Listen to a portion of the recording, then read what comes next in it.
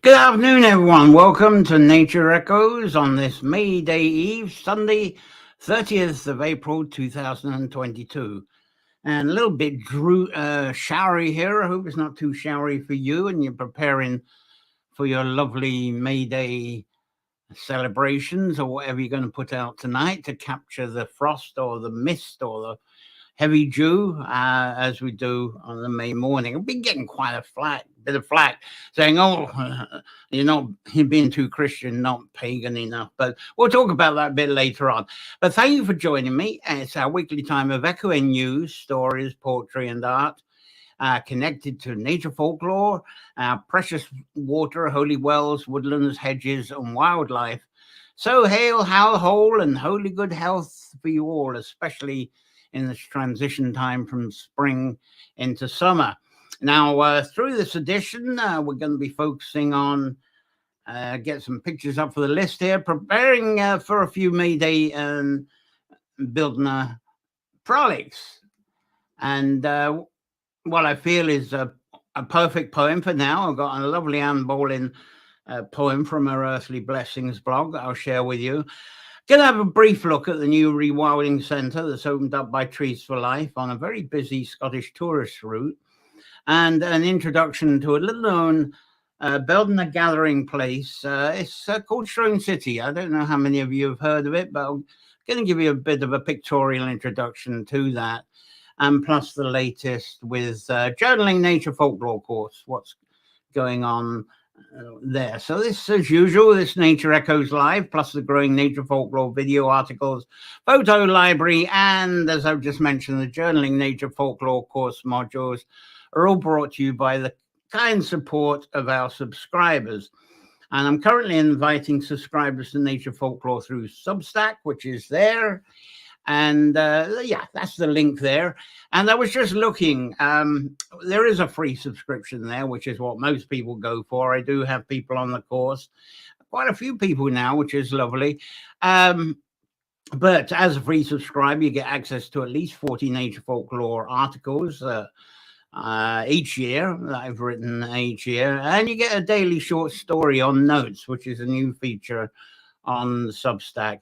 Now, I was just looking at the statistics, and maybe you can help me out even during this show by subscribing. I've been stuck for a couple of days on 299 subscribers. I'd love to hit that 300 if anybody would like to subscribe. I mean, it sounds fantastic to me, but it's funny when I go into Substack each day, you get people celebrating. Yeah, I got my 10,000th subscriber, my 30,000th, my 100,000th. So my 300 that I'm aiming for is still a bit meager, but I'm still pretty proud of it. And thank you for subscribing. I think Patti Smith is one of the ones with over 100,000 subscribers. She puts a couple of poems up each week. It's fabulous. Anyway, I better go on with the show. As I say, if you upgrade to the next tier, you become invited to take part in the Journaling Nature Folklore course. And your subscription pays for that. It's either €5 a month or 50% discount of €30 a year. And if you do that, the Journaling Nature Folklore is 20 modules that cycles through the year, so you can join at any time. There's no beginning or end with this, but it's kind of wholesome. It's quite complete. It's a revolving course, not a linear one. And you can join any of the 4 seasonal online live workshops that I'll be putting on this year. If you're coming in through Patreon, you get the Patreon and you get the Substack 2-for-1 deal. Anyway, thank you for your subscription support. It's why I'm still here broadcasting, because it covers my covers my monthly expenses of the subscription costs I have to pay to put this show on. Anyway, with that survival pledge drive, let's see who's on the show. And the lovely early birds we've got tuning in here. There's a few Cliff Cars here, and he's got his new album out. We're going to have to talk about that very soon. Hi, Cliff.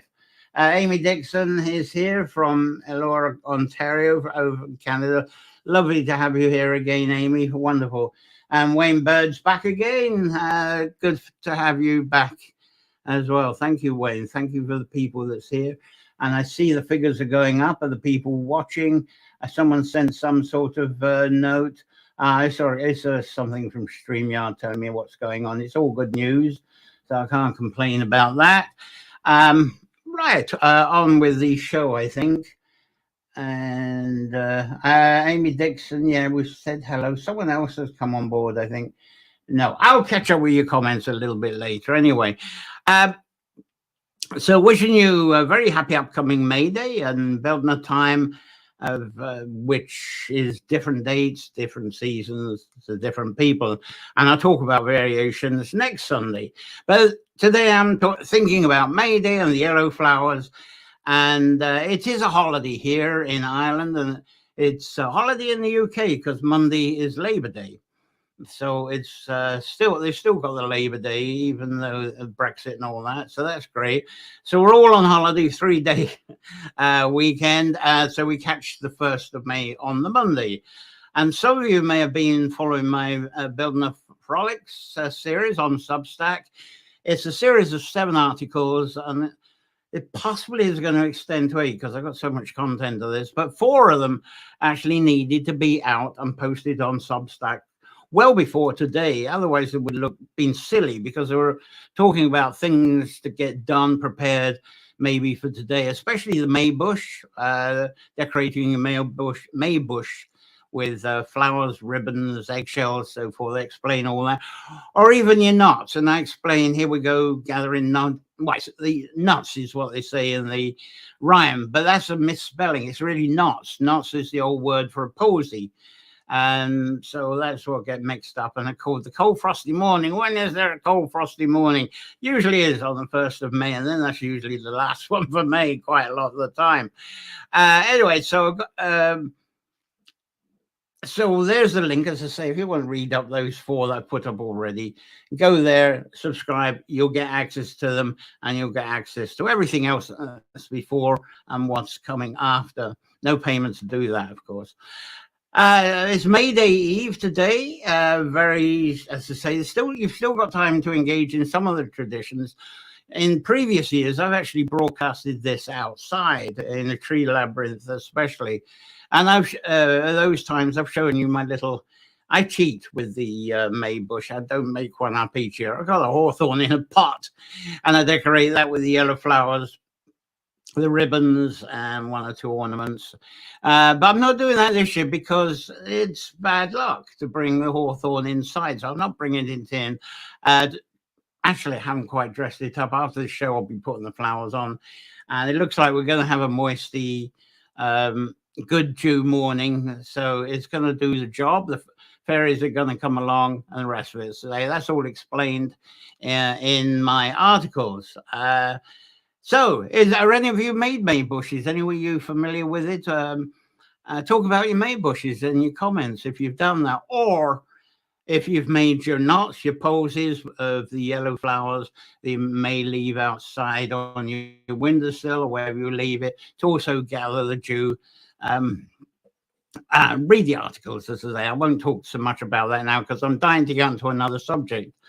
But you can improvise. If you haven't thought about a May bush, you can improvise. As I say, generally it's putting a few sticks together. Some people have got hawthorns. They take some sticks from the hawthorns, maybe a row. And be careful though, don't rip, don't do like the council does and rip the bushes. Be careful with what you get, but decorate it with yellow flowers and ribbons and thoughts and blessings and prayers, as if you were putting rags on a clute or putting cluties on a rag tree. It's very similar in tradition. So you can improvise, and you're not going to go wrong with this sort of thing. But anything to attract the fairies to you at the night. That's the whole point of this.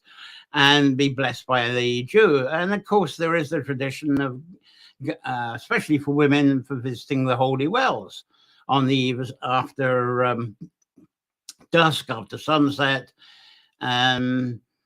And if you've got children and you've got the May Day bush, and of course you could do the thing like May Day Santa, putting little gifts, but they don't have to be major like Christmas. It could be a few sweeties or a play ball, or even one of those little blow bubble cans for blowing bubbles in the morning, anything like that.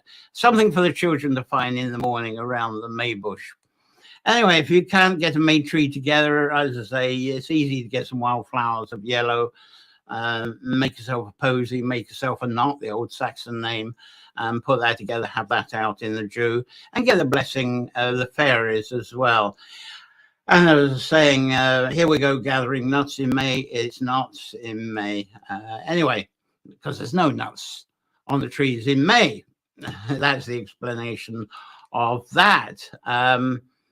So that, as I say, your posy will attract the fairies as well. And so another one as well in the morning. There's also this tradition of wiping your eyes with the dew. Take them from the flowers. If you put the posies out, take them from the flowers on your May bush and wipe your eyes. And it said that if you do this before sunrise, before dawn, you should be able to briefly see the fairies clearly, just for a moment, but it has to be before sunrise. So that's the thing with the morning dew. So tomorrow, Monday, it's May the 1st. There are many traditions that are more aligned to England, such as the May Queen and the maypoles and dancing around the maypoles. And several northern USA and Canadian states seem to practice versions of May Queen and maypoles as well, especially New England. But I'll leave you to read all about those traditions within the Building a Product articles there on Substack. So I've got 4 up that were needed before today, and the other 3 can be put up anytime in May and still be current. So it's something to look forward to. And as I say, still time to prepare your posy, your knot, and your May bush. And also to get down to your local holy well before dusk, before around sunset, if we have a sunset. And that's a great wishing time of the well. A lot of people get to the wells at the end. I'm going to be talking about that in another echo in a moment. So let's know what you're doing anyway for your May Day Eve and May Day. Leave your comments, or either now or next Sunday when we meet up again. Fabulous to hear what you're saying. So I'm going to check up on your comments. A few people have come in. We've got Evelyn Johnson. Hello from Ohio. Yeah, wonderful. Thanks very much. And Cliff's definitely been active there. Trimmed long lengths of new growth yesterday and lit a fire with the last autumn trimmings. A bit prem, I know, but the evening's call for a fire. Why not? A very good, Cliff. Another thing to point out, I don't know if you've been seeing that, there is a campaign anyway in Ireland, No Mow Monday. Is you're picking the wildflowers, and there is a thing, and people followed it really well last year, is No Mow May means you don't use the lawnmower at all in May. The bees are very active. Actually, they're very active in April, very active at the moment. But the thing that's been put out there, No Mow May, just let the flowers grow. Don't get into a panic about untidy and so forth. Let your garden go wild. It's not going to be horrific if you didn't mow in June, then it would really grow wild. And people get worried about weeds, but everything you call a weed has got a benefit, not only to the bees and the pollinators, but also to us. But it's very important in May, don't mow, because your apple trees, pear trees, your cherry trees are out, and the berries will be coming out shortly. Everything is pollinating. And if you've got the wildflowers encouraging the pollinators to be around, they'll go to your trees and your blossoms as well. So everything benefits by No Mow May rather than this fake neat and tidy. I highly suggest keeping up with that if you can. Anyway, something I'm dying to get on to. I didn't think I'd be covering it today, but I got some pictures and been talking about it with friends the last few days. Anyone know about Shrone City down in County Kerry? It's kind of east of County Kerry. It's a place that would, once upon a time, would have been extremely popular tomorrow in Ireland. And this was so up until about 1986, from what I gathered. It's an ancient place in County Kerry, as I say. If you go there now, if you can find it, let's see if I can find the pictures for it to show you. Here's a plan. You might be able to read that there. You see there's all sorts of things in the plan there. Don't know if you can make it out. You'll be able to make it out when I show you the photographs. So there you go. Where it says bedrock, there's actually a Marian figure where it says statue and plinth.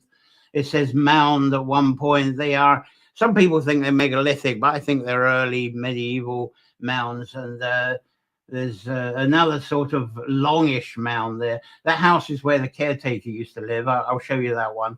I can't remember what the sheds are, but see the well there on the right of the picture. So I'm going to be talking about those things for a few minutes. And let's see, yeah, there's another diagram. That's actually on a board. They've actually put boards up by the city that says 2003. But the first time I went there was, I think it was April 2006. I didn't see those boards then, but I've been a few times since, and that board was up. But when you look at this, I'm going to go back a picture. When you see this, I'm going to have an aerial view of this, and it's hard to imagine that being a city in what we understand as being a city today. You certainly couldn't get crowds of people living there and skyscrapers and things we associate with cities. But apparently there was always a large fair at Shrone, and it was a place in Ireland for the young singles to appear at Bealtaine, because it is we're coming up to May, the lusty month of May, and they could go to the fair. They could even register with the matchmakers of the fair as well. I'm sure it was once the top spring break destination of Ireland. It was the biggest place for singles to meet, and I'm sure that's what inspired the custom of spring break in the USA and Canada. But the Shrone City stories, they seem to link very strongly to the ancient Tuatha De Danann stories, probably much more than anywhere in Ireland. Again, a lot of people say, what? I haven't heard of that, because a lot of people, when you think about Tuatha De Danann, you start thinking of sites and stories from County Sligo, from County Meath, definitely. And especially as Sligo and Meath seem to have more abundant ancient sites. And there's the various fairy hills, Rossnacree, and of course, not Knocknacree. I should get the right way around. And we got the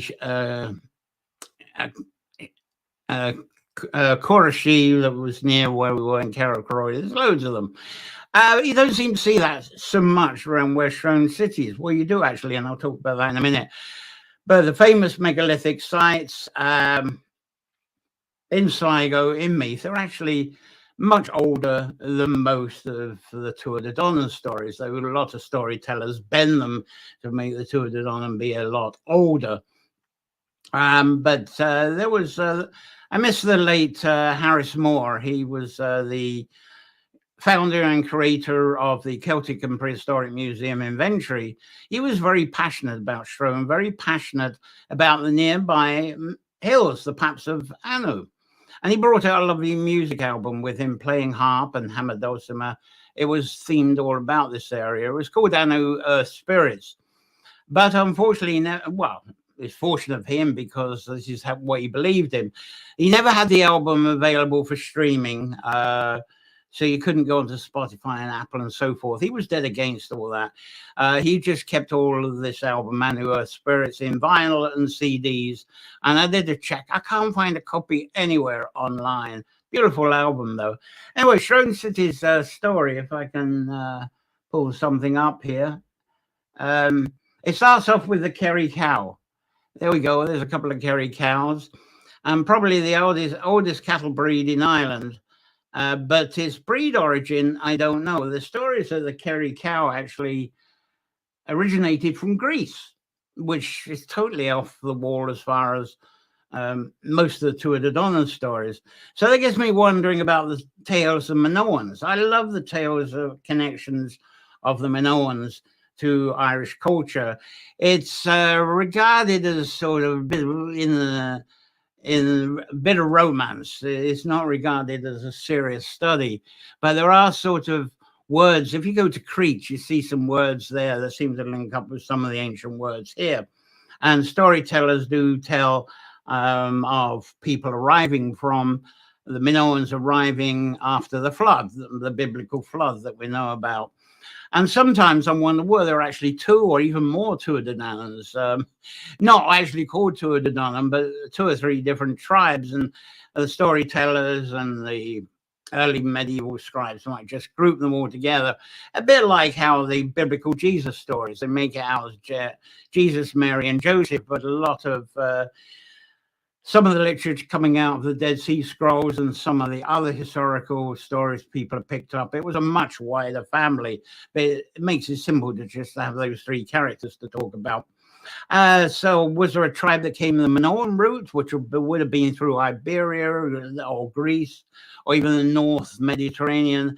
And then there's the Balkan to the Baltic and then breaking off along the Danube. That's the most popular tale that's told. And I talk more about that when we get onto the first harvest series in end of July, August. But thinking of Tuatha is a bit of daft reasoning, but it's just convenient for me to talk about. But I wonder if the storytellers are about two or more different tribes that have been hashed together and describe them as one tribe. It just makes it convenient. But say more about this, that's really another article. The May celebrations of Shrone, that's what I should stick to. And for at least 200 years before it kind of fizzled away in 1986, they were always on the first Sunday in May, not on May the 1st, on the first Sunday, because there always happens to be a holiday in Ireland anyway. And if it was like this year when the first is on the Monday, then the Sunday the 30th was the time of the May Eve. So really the May holiday Sunday of Ireland, this Sunday would have been the day if this was still going. This would have been the fair and everything else going on in Shrone City. It's the only time it would have hit in April. Rest of the time is in May. But the Dovnach, it's cow time. It's Dovnach an Airdre. Cow time Sunday is its other name. And because it is the fair, it's not a cattle trading fair. The Shrone Fair was never that, but it was a time when there was reverence for the Kerry cattle and other cattle maybe at that time, because this is the time that the cattle would be going up into the hills. As I say, it's very different in Clare, but we're talking about Kerry here. And Kerry, the Shrone City, I'm going to show you some pictures in a minute, very close to the Paps of Anu, or Danu, or Dana, some people say. And the women will be ready, the young women will be ready to go up with the milking cows, because they go up and stay with them up in the hills. And they're very busy milking the cows and making butter, and they store the butter because when they come back down harvest time, this is all collateral for paying off debts as well as selling off the crops and so forth. So it's all part of the harvest. And there's a lot of ventures with these milking women, but I've got another series about that coming up in June and July. Shrone City, I think this is what I want to show. What's this one? There's an ancient stone, that's another cow. It looks like I should have shown that. Some reason my slides are going a bit wonky. And so is my screen going wonky. You've disappeared on me, all of you. So let's, now that's it. I think, right, I got, we're back in action. There we go. There's an aerial shot. And that circle there is the Shrone City. And those little lanes, they're very small that's around that. And if you visit there, you can visibly see the stone city wall. Most of it is still there. It's very well preserved. And that seems like a very small size. So as I say, it doesn't look like a city, does it? But the word city does not actually mean a large town with skyscrapers, industry, huge population, and so forth. Certainly in the USA and others around the world, what declares a place to be a city is more political now, but it used to be very church-based, and it still is in Ireland. If you're in Ireland, or you travel around Ireland, you'll see place names starting with Kill, K-I-L, and that's short for what was originally Kill or Killie, C-I-L-L-E, and it basically means a monastic site or a monastic community was there. And around these community and sites, stone walls were built on the outside, just like this. And that was for protection of him from invading animals. There's the remains of one, the Shrone City one there.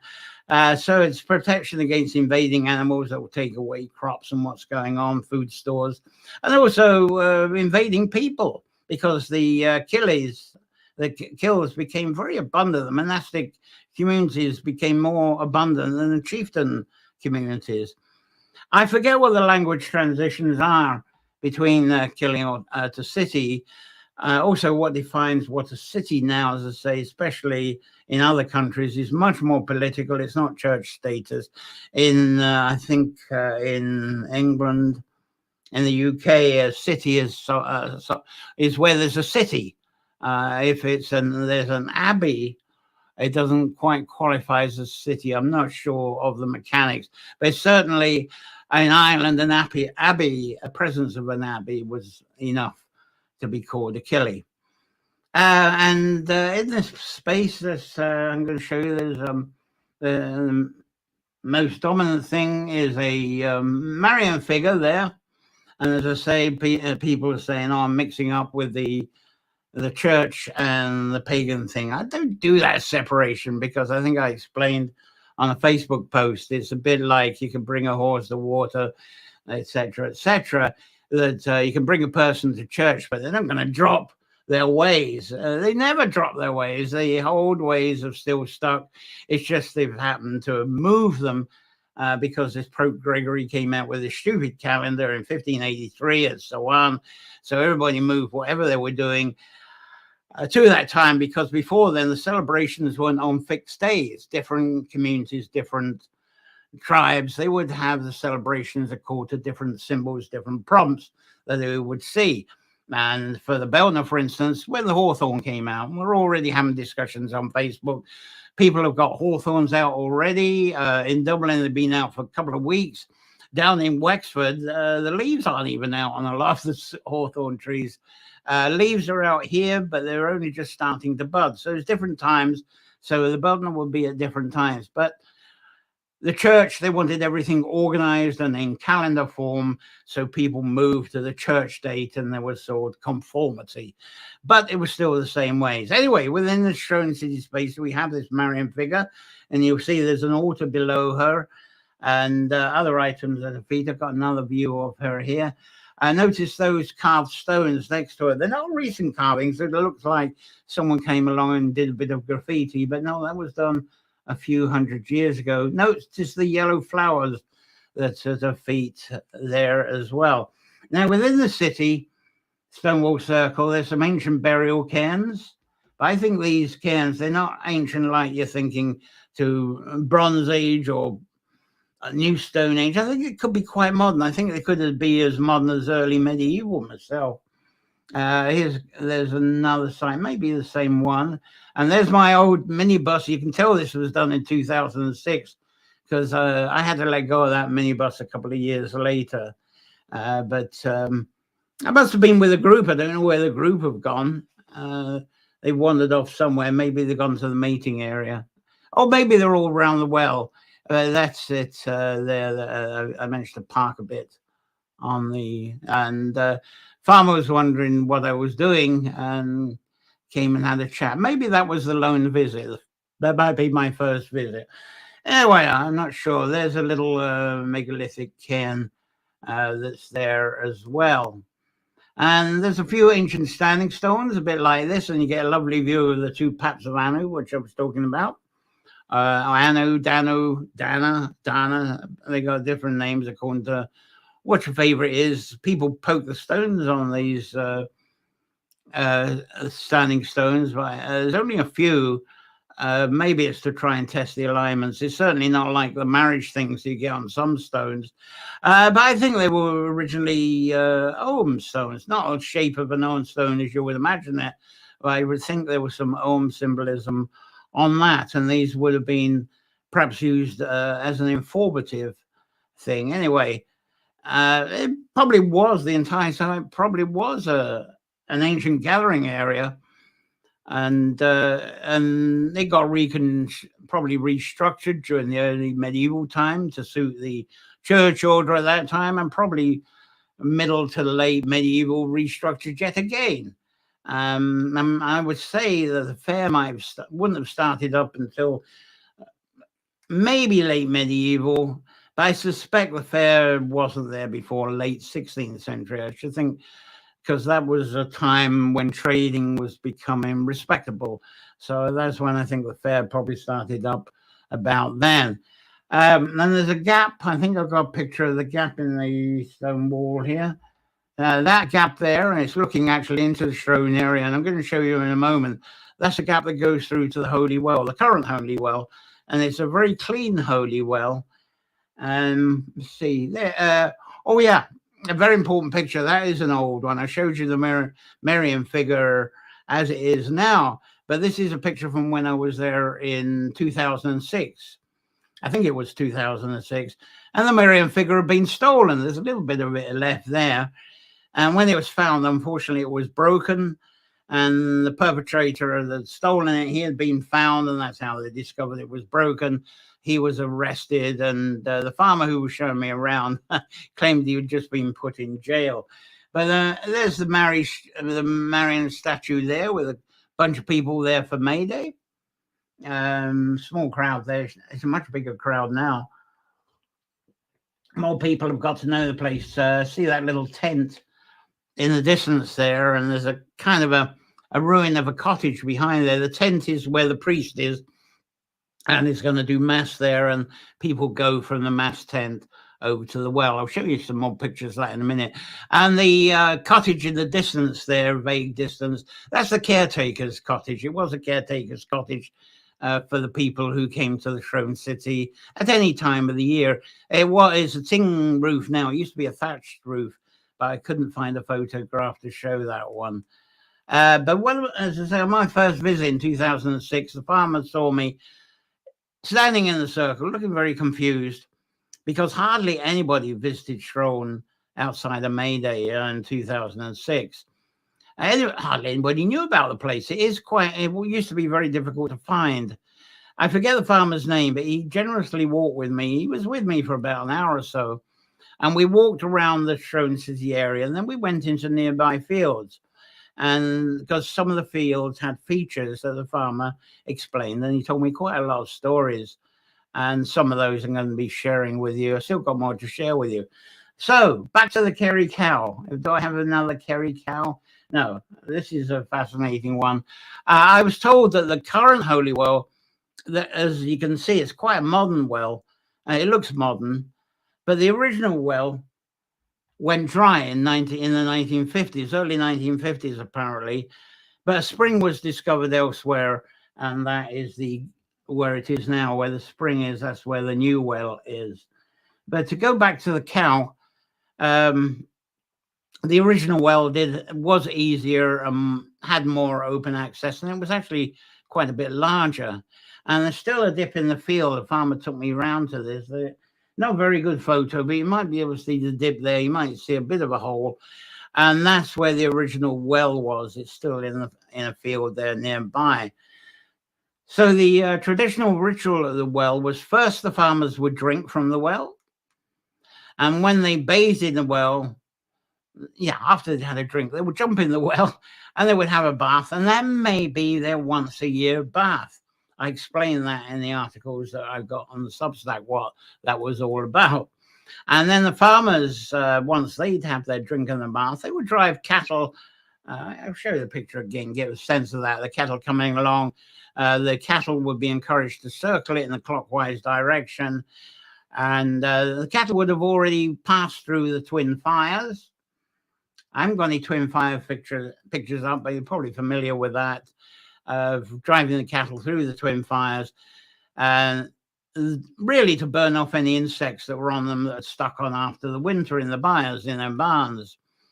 But of course, this was a cleansing and purification ritual for the cows, if you want to interpret that ritual as being spiritual.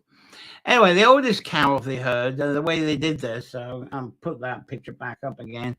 The way they did this, the oldest cow of the herd was allowed to drink from the well first, then the youngest cow, and then all the rest of the cattle would get a turn.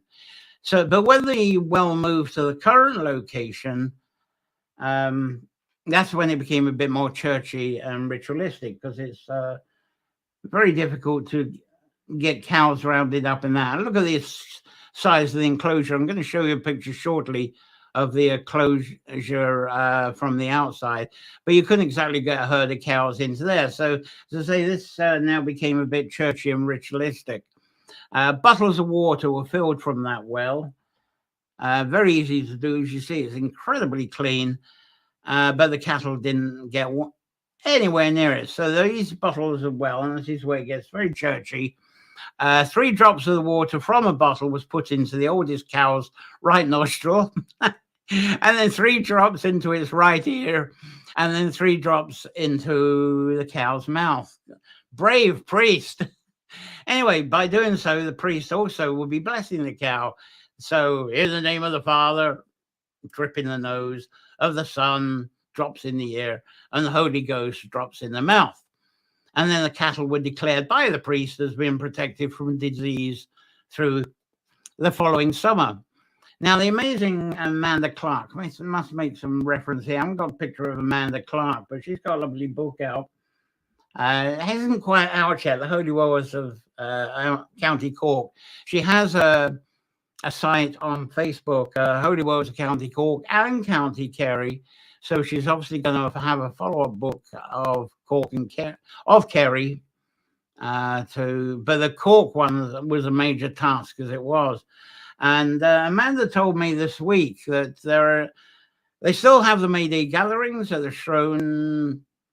Well, it's not on the Sunday. It's not like Cow Sunday like it was before.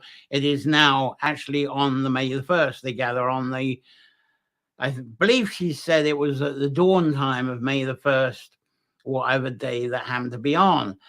Include mass, as I showed you, the mass tent. So there'll be mass by the current Shrone City well, but nobody brings the cattle along. But there are bottles of water. People gather the water. They would take them home. And the farmers then, instead of having the priest doing the thing with the with the nose, ear, and mouth, the farmers just sprinkled water over the cattle's fur.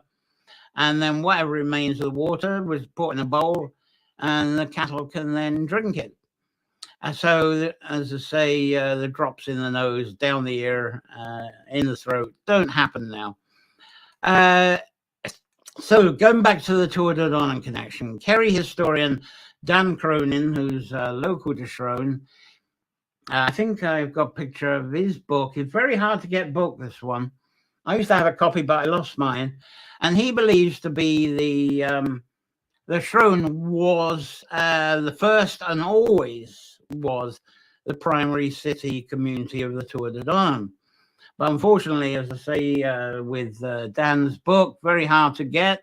I've been searching for a replacement, and luckily I found one. You go on Google, you'll find this is available for 60, 80, 100, 200, 300 euros, not dollars. And it's not a very big paperback, but it's a lovely introduction to the area and the rituals and some of the things I've been talking about. I actually found it in Hawaii, actually in a used bookshop in Hawaii for far less than the selling price. They obviously didn't know what they got. But of course, getting it from Hawaii, the shipping charges, it brought it back up. So I'm thrilled it's on the way. So I'm glad to be getting that. One thing that's unique here, as I talk about it again, I show you the picture, there we go, is the Twin Mountains there, and Shrone City, although they're known as the Paps of Anu, or Danu, or Dana, there's also the mountains are known as the Darchik Donan. Better known as the 2 Paps of Danu, Anu. Now, where I live in Lishtadannon, where I am here, It also translates out as an enclosure settlement of Dano, and Anu as well. The stone wall. That picture there's a stone wall. What I've actually done, I couldn't get the whole picture. I've lost my full picture because in the shot I'd actually got the well, that modern well, the stone enclosure, and the mountains all in one photograph, but I couldn't get it to come up. But that stone here, the stone wall that's around the castle. Let's see if I got. There we go. That's the picture I'm really looking for. It's known as a castle, and what you're seeing there is the rear end, the rear of that. Let's go back. No, I have. Let's go back a few pictures here to show you, get a sense of this. Right, there you got the well there, and that stone well. If I go back to here, there you see, there's the back of it, and that's how it connects up to the circle of the city. And there's that gap there that you go through to get out of the city and go to the well. Now, that stone wall, the circle, is known as a cashel. Modernish name is a cashel. And a cashel is not a drunk Kerryman's way of saying castle either. But after the well rituals and the people, and previously the cattle too, when they were along, the old custom was to drive the cattle then up to the paps of Anu, and show that picture again. So take them from there, drive across the fields. Looks quite a long way, but isn't that far? There is a pretty handy road, so the cattle are driven along them, and the path up to Anu, either of them, is not that difficult. It's not too bad to get up there. I don't think the cattle were taken up to the very top, though. They were just there to get to higher ground. But to let's see, there we go. There's another picture. But the people would also go on after they'd been to the well. They would walk along, go along with the cattle, and they too would climb the peaks. This is part of the day's ceremony to do various rituals of the ancient altars. And they've been doing that for over 4,000 years, apparently. There's mixed altars at the top of each of those peaks. And people still do this in a pagan-y kind of way today. And literally people would have, they climb it. That's a pretty good view. But if there's any mist on the top, people wouldn't be climbing. Nobody climbs the paps on the 1st of May if they can't see the tops of them, or the weather forecast is not favorable. Otherwise, if they did try that, if there was mist over it, the fairies would snatch them away, and the cattle could only go up so far anyway. Now, in older times, and not so long ago, young women, as I say, they used to stay with the cattle. They would go up the hills with the cattle, and they would spend the summer there collecting milk, make butter, and have quite a crack between themselves. There'd be a few women with a few bunches of cows over there. They wouldn't be by themselves. But I'm going to tell that story another time. At the fair, before all this ritual, and after it too, if you can imagine what a fair could be. I haven't got any fair photos, unfortunately, but there was lots of trading, mainly of cakes and pastries, also posies for May, and selling seed for the farms, because the farms right now will be planting their seeds for the barley and the oats and so forth. Another thing, it's starting, it would be, it's later now, but there would be the starting of sheep shearing. So there'd be the fair was bound to have a sheep shearing contest. And there's the matchmakers there, as I've already mentioned. Lots of music, lots of song, right through the day, right into the evening. And before the harpists before the people took the cattle up the hill, the cows are hanging around. There's no cattle sale. So the harpists would be amongst the cattle, apparently, playing away to keep the cattle at peace and stop them from being restless. So what have we got here? Another picture. What's this all about? Okay, yeah, I left the Shrone City, the actual cattle area. The farmer took me around on the first visit, and this place here, I didn't quite understand what he was talking about, but he showed me the field. This is the field where the young people apparently gathered. This is where the music would move to. So the whole Kaylee would be here. The matchmakers would be moved to here. So this was the whole mating dance, the whole spring break activity would be taking place in ancient times in this field. And maybe mating later. Maybe there's bushes they could go behind. I don't know. And I haven't got a picture of it, but I was showing a long mound spot where the farmer also explained that people would appear on the eve of May Day, like today, and they would roll down the hill, and in order to, after, in the night sometime, whenever the Jew was appearing on the ground, they would roll in it to bless themselves. Maybe they did this before dawn in order to bless themselves, because it's not only Jews where the fairies are trampled, and that was a blessing for good health. And maybe for an attraction for a mate later. What have I got here? Oh, yeah, that things. That's a close-up one of the caretaker's cottage, as I said earlier.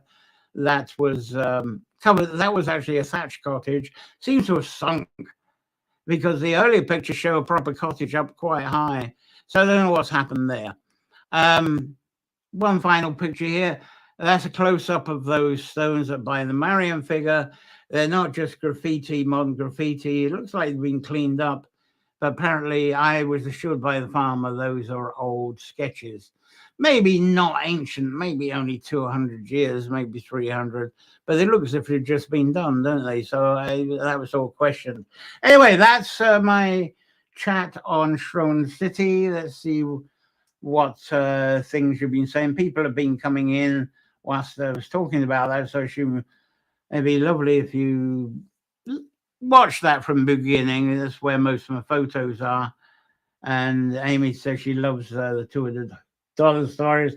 Robin Hart Shepherd's tuned in from Austin. Lovely to have you here, Robin. And Amy is excited about the Greek connection.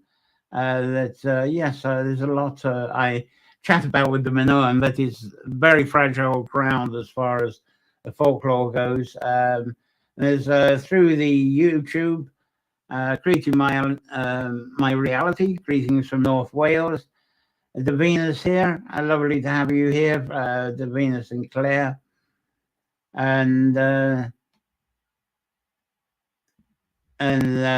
raving here, loving the yellow flowers. So what am I doing? I'm well past the half hour already. Well, I've not got much. I mean, I know this room was going to be a large thing to talk about, but next thing I bring up, I hope I can do this one. I haven't got any pictures, but you might be familiar with Anne Bodling. She's a beautiful poet, a passionate gardener, and also works as a spiritual director. And if you met the woman, you've probably seen her live with her poems on the Nature Folklore sessions before. And I'm sure it's an amazing calling for her to be a spiritual director, because she's a very humble, very connecting person. I think she lives in rural Pennsylvania somewhere, but I'm not quite sure where. But her lovely Earthly Blessings blog, I'll put a link afterwards. It's on Google's blog spot. Well worth subscribing to, because every entry she puts in is very magical. And as I say, Anne's read her poems for us live here before, but I couldn't get, it was too short notice to get her arranged to be live today. So I'm going to attempt to read her latest posting, beautiful poem, and I'm going to try and do this myself. And being a spiritual director has a strong connection towards the love of God, as many people do, or even love of goddess these days. But these God and goddesses are not really words I use that much due to my own differences in personal beliefs. But many who do use these words do so in an expression of love, and that's wonderful. And I believe Anne goes the extra step. And to me, she expresses love and beauty as best we can through our limitations of words. And to me, this poem that I'm going to share of hers that she's just posted, to me, it is pure spiritual direction. She calls it First Revelation. So here we go. When I got up this morning, I had the idea to spend part of the day in serious study. Perhaps I would read the mystics or some accessible theologian, or some scriptures themselves. But the toads, they were trilling, and the whitethroats were singing, and the red bud was bursting into bloom. And my feet were itchy and my spirit restless, and I forgot my high-minded intentions, and so I went out to seek God. I walked the woods, gazing at the expanses of skunk cabbage, and bowed low to examine the dwarf ginseng and the emerging tips of May apples. I listened to hymns sung by robins and titmice and song sparrows, and peered at leaf buds and spice bush flowers, and the trout lilies thriving under the as yet unclothed trees. I sat at the feet of a yellow birch on the bank above the rushing creek, and inhaled the scent of spring, of new growth, of life and wonder, and the glorified in the arrival of the year's first Louisiana water thrush. God's first revelation enfolded and drew me into the presence of the one who imagined and then breathed us into life. I don't think I need to be reading the mystics today, after all. So that was that poem from Anne Baldling, and I'll put the link to a blog spot after the end of the show. Right, now I better move on really quickly here because I talked a lot about Shrone, didn't I? Another echo I was going to look at was the new rewilding centre opened by Trees for Life on a busy Scottish touring route. And one saying by busy, it's the majority of the tourist buses, they seem to go from Loch Ness up to Glencoe and then on to the Isle of Skye. When you get to the west end of the Loch Ness, that's where the Trees for Life new rewilding centre is. And I hope people will go into that because the Scotland's weird on the rewilding. They're doing a fantastic job, and you'll hear by other broadcasts, I'm a huge fan of Trees for Life. But I'm going to add that echo and also news about the Tyrone Community Forest in a week or two, because I might at last get started on my Us and Trees series. I haven't quite decided that whether I'm going to do garden sanctuaries. We'll see. I've got to get this building the Frolics out of the way first. Anyway, Cliff loved that poem there by Anne, which was brilliant. Definitely. Thank you, Cliff. And so what else is there? Oh, the latest Journaling Nature Folklore course. As I mentioned, I'm more than halfway through posting the building the Frolics articles. And the first four were really about May Day, even moving on to the May Day. And but now hopefully you're on your way to making your May bush and knots posies and capture the virtue tonight. I hope you are, and so say improvise if you're not. The other three articles can be put up anytime in May. And I've not got a new article being posted this evening like I try to do on Sunday evenings, but if I find it's easy enough, that Shrone Village video, I'll cut that up and make that a separate video, and I'll post that on the Substack as the article. But if it's complicated, I won't do it. But if it's something that's almost like clockwork, then I'll do that. The next Journaling Nature Folklore module for the subscribers on the €5 a month or 30 a year. That's going to be posted next Saturday, 6th of May. I'm not going to reveal any details of that. Not quite yet. Another thing to announce, Claire Roach has another public performance this week. I think I've got to post a picture. Let's get this up for you. I hope you can read that. That's on the Antrim coast. It's part of the Lower Festival at the Trinity Church there in Ballycastle. 7:30. So there, that's got the address there. If you want, Ballycastle, wonderful. The Diamond, the Holy Trinity Church there, 7:30. Tickets are £10, different to our euros here. If you do a Google search for Eventbrite, get onto the Eventbrite site, do a search for Claire Roach, and you will locate the booking button there. So I'm going to actually make it to that one. Sorry, I missed the one in the National Concert Hall in Dublin last week, but it's a huge success. People loved it. Good turnout. Fantastic. And Claire's very thrilled with it. Thank you for watching this Nature Echoes this afternoon into the evening here. And if you enjoy what we share here live and through the Nature Folklore channels, as I'm always harping on, since we talked about harpers, there's that link. Again, subscribe there. Free tea, you get at least 40 articles and a daily short story of 1 or 2 minutes through Substack notes as well. But if you subscribe, you get engagement, optional engagement to the 20 modules of the Journaling Nature Folklore course, and all my content, plus all my content there. The lovely thing, whichever way you go, it's all totally free from adverts, totally no algorithms pollution. And I see from posting from Mr. Musk of Twitter, he looks like he's going to try and copy Substack, that people will be allowed to put a paywall on their articles on Twitter. Twitter's going to have articles. So Twitter could never be a Substack. The one thing about Substack is there's no algorithms following you around. With Twitter, you got all the aggro and the algorithms. Can't see that working. Anyway, that's the beauty of Substack. You escape all that. So thank you for your support. Subscription. This goes a long way to keeping the show afloat. And I suppose coming up on next Sunday, I'm not quite sure whether I'm going to go into garden sanctuaries. Definitely going to be talking about the hawthorns blooming, because they will have bloomed in a lot of places or very close to. So we're really going into the more original Bealtaine celebration. Of course, it'll be the day after the Fire Festival, won't it? Which is next Saturday that's actually on the hill of Ushnick. Unfortunately, it's a little, though we've got a lovely forecast coming up this week, looks like it's going to be a little bit wet.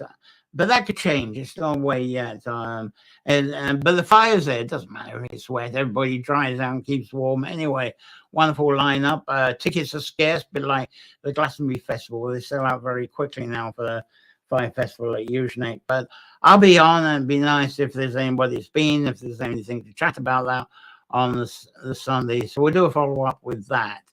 Anything anybody else would like to ask or comment about today? Thank you as well. Let's see if there's anything. No comments. Yeah, enjoyed sharing this with Nature Echoes with you. Lovely. It was lovely to be able to brag about the visits to Shrone, which is very relevant to this time of year. Cliff, thank you. Another interesting show. And yeah, Cliff's reminding us about the album. I Am. Lincolnshire last week was the event, but it's not available on the streaming yet. I assume you're going on the Bandcamp, Cliff. I think the Bandcamp is the best thing out there. It's very fair because it gives something. It gives the most to the musicians, the artists, and it gives you various options. You choose what to pay. You choose in what format you would like your music from Cliff and everyone else. I think it's the best thing out there. I prefer it to Spotify, even though Spotify has all that convenience.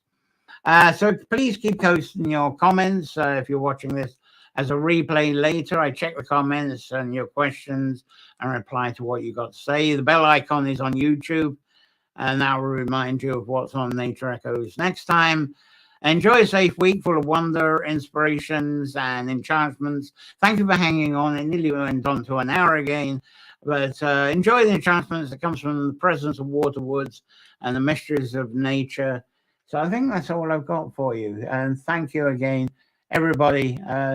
Fabulous. And trying to get my closing credits here. I'll see you next Sunday. Thank you, and enjoy your May Day. Enjoy your Bealtaine Frolics through the coming week and beyond. And enjoy your May generally. So bye.